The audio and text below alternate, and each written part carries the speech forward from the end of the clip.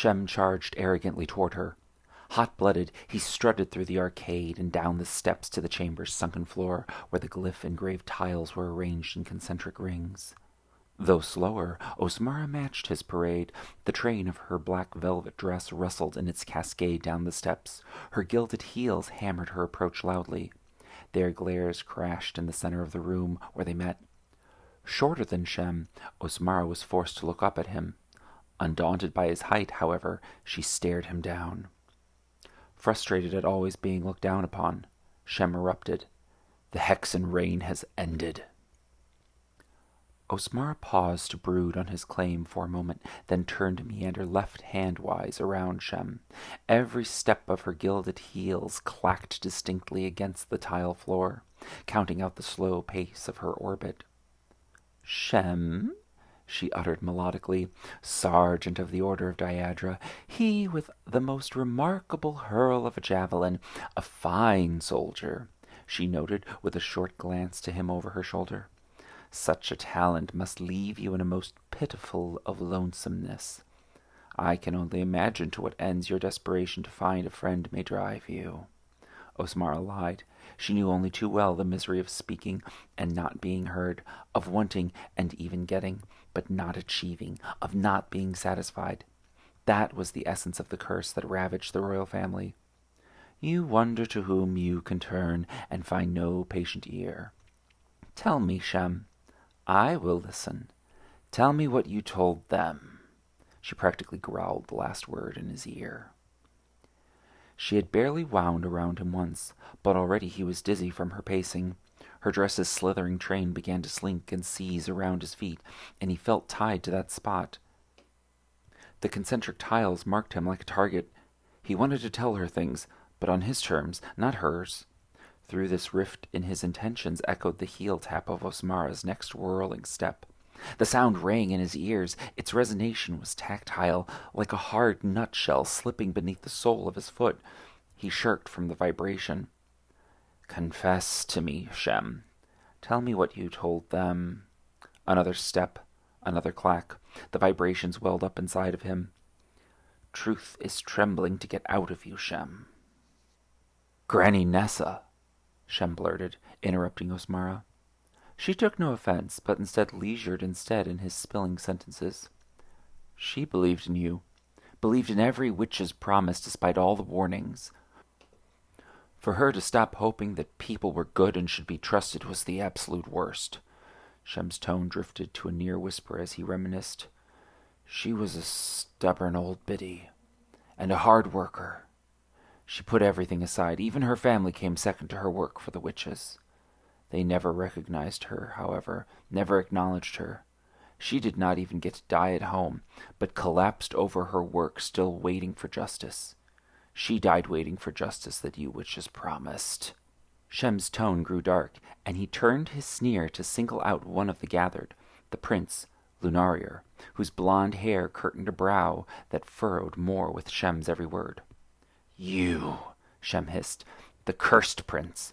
My family knew already the day you were born that this might happen, that Granny Nessa did actually live for nothing. It was not her death that hurt us. It was that she lived with no purpose of her own. Well, I will not die as she did. If hoping is no more useful than murder, then why should it matter which is used to get ahead? Since I cannot afford dignity, then I will succeed through depravity. Shem scowled over his shoulder at the orbiting queen and growled his closing through gritted teeth. Your lies took away my grandmother's hope to be someone, kept her from doing something good for herself. This time, you can become nothing, because you have no hope left either. Cassandra is dead. The Fae took her at Umza, and with her went the future of the Hexen reign. Osmara clutched at her breast to collect herself, choked with offense at his declaration. Her gasp stole the air from the chamber, realizing in it such a vacuum that no one else could breathe. Osmara would rend from him an apology if she had to draw it out on his last breath. You made your grandmother's death worthless, the queen hissed. Shem choked on the offense of his declaration. It was tactile, lodged behind his tongue. It was knotted in his vocal cords, clutching his throat, closing off his windpipe without regard for him. It was truth, and therefore unapologetic. Lying witch, he gagged. If Cassandra had lived, then there would still be order. If you had brought Cassandra back, then you would have been a hero. You failed, though. You brought back chaos instead. No, he wheezed.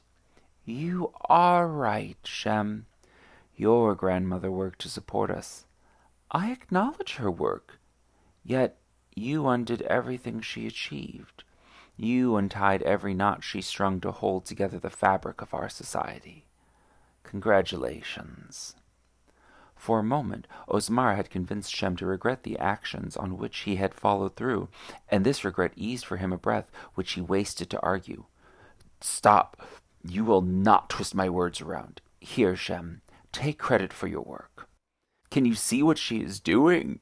He pleaded to those huddled against the wall, observing with a voyeur's leisure the agony of guilt bearing down on him. The display riveted them sociopathic and sadistic. They disregarded Shem's humanity, treating him more like an it, curious how it would handle Osmar's experiment in guilt. They marveled when his knees began to quiver, then break beneath him. He could hardly keep himself up. He tripped on the folds of her train, cinching his ankles, and he crashed to his knees. He wanted only to curl into a quiet corner, deaf to Osmar's berating, free from the burdens and responsibilities. He scavenged for a scapegoat. Draco? Dead. Terracon? Dead. Nesu? Lost. Nikken? Still searching. He would be free of this responsibility had he just kept searching, had he just not returned, had he just lived the quiet life everyone had told him to live. He regretted giving up on his children who had yet to be, and having never met a woman to whom he could be a husband. He envied his neighbors and friends who had accepted their fates, and mourned his grandmother who died doing what she thought was right, supporting the institution her grandson had just destroyed. The realization of his incompatible motives strained and pulled apart in him. Thoughts tore from dreams. Excuses and scapegoats could not fill the void of hypocrisies and inconsistencies with which he lived. There was a hollow where his ambition once resided, and it rattled with the clack of Osmar's treading heels. He was cracking beneath her pressure like an empty nutshell. Shem, I send you on a mission. He pressed his hands to his head, trying desperately to hold together his tearing thoughts while simultaneously stopping the sound from piercing his ears. You betrayed your orders, Shem, and now look what you have done. Her ceaseless orbit coiled ever more black velvet around his knees. Undo it, Shem. Take it all back. No, he growled. Take it back, Shem, Osmar warned. Swallow your words, Shem. Drink your words. Truth. The truth is, Cassandra is alive. Dead! Cassandra is dead! Do you hear me, witch? Your daughter is dead. Nothing will bring her back. He hollered at the top of his lungs. His throat burned from his howl for exoneration. Your grandmother was a great woman. Osmar's tongue twirled truth to her tastes. Your grandmother saved Cassandra. Each step dug her heel deeper, chipped away at his uncertainties, intending the whole time to crack open his mind where she could sow the possibility. Honor your grandmother's effort. The tiles bristled beneath her metal heels. She worked for the kingdom. His skin crawled and itched from the sound of the tiles' coarse grain. She hoped for Cassandra. Hope with her, Shem. Her tread ticked hypnotically. Hope that your grandmother is right, and that my daughter is alive. Hope. My grandmother should have been right, but it is only fair that Cassandra is alive. Cassandra is alive. Air. Fresh and cold, a full breath of it traded with the soiled gasp that had been stuck in his throat. He could not comprehend how he had betrayed the truth, however, and howled to recant. No! Your grandmother is right. You are wrong, Osmara teased. Cassandra is alive. Remorse wept scalding tears across his cheeks as punishment for his betrayal. He wanted so badly for Osmara to be right, for his grandmother to be right. Do not be confused, he thought. It wasn't enough to think it, though. He squealed his thoughts out loud. Do not be confused. Do not be confused. Cassandra is alive. Your grandmother wanted her to be alive. So respect your grandmother, and Cassandra is alive. Cassandra is... Granny Nessa's head was resting on a kitchen table. Her cheek was powdered with flour, her mouth gaping. Smile, Granny, please. Truth kept those cheeks still. That was the actual memory. He could abandon Truth, though. It would tense those cheeks, make her content with passing, let her die knowing she had helped. He could lie for her to smile. Alive? Osmara coaxed. Cassandra is alive. Cassandra is alive, Shem copied. Cassandra is alive. See? You were wrong. Cassandra is not dead. She is alive. With one sharp pull on the slit of her skirt, Osmara unfurled her train knotted around Shem's legs. It hissed its slithered pursuit of her. She ascended the stairs from the sunken floor back to the huddled observers. She turned to leer once more at Shem.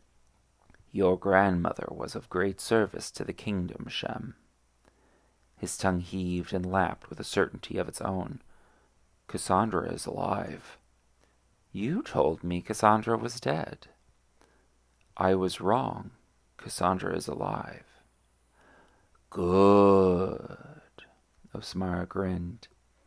See that the human be returned to his simplicity, she chirped at her generals. Two walked over to help Shem up. He wanted to stand, but struggled. His ankles were free from the knots of sable cloth, and his mind was light, free of the guilty burdens that had held him down before. Only one curiosity still clattered in the hollow of his mind where once his thoughts were stowed. Why did he feel sad if his grandmother smiled? The arrogant smirk he wore when he first walked to face the queen was now only a mouth gaping open with a dull drone. He tried to persuade himself that it was all right. After all, Cassandra was alive. Hands were pressed to the crystal, and they stirred the gargoyle to wake. It leapt from the balustrade toward Shem, snatched his hand and dragged him away, off the balcony and into the night. Osmara slipped back to her seat and clutched herself in her arms to fend off the loneliness. She wanted only to curl into a quiet corner, deaf to the berating facts, free from the burden of truth. No magic she could muster could change this. She stared off, pensive. She hated Shem for saying it, but thanked him for coming back at all. Without him, she might never have known what happened. His grim news finally wrestled into submission the insecurities which had plagued her for days. Nervously she bit at the fingernail guards that capped her hinged rings, chewing over her distress. She tried to bite back the tears, but could not. She coughed, then yelped, then collapsed into a fit of mad sobs. Merkener and Lunarier fell to her side, but could not console her. She had failed in her duty, and could never regain what she had lost. Cassandra was dead.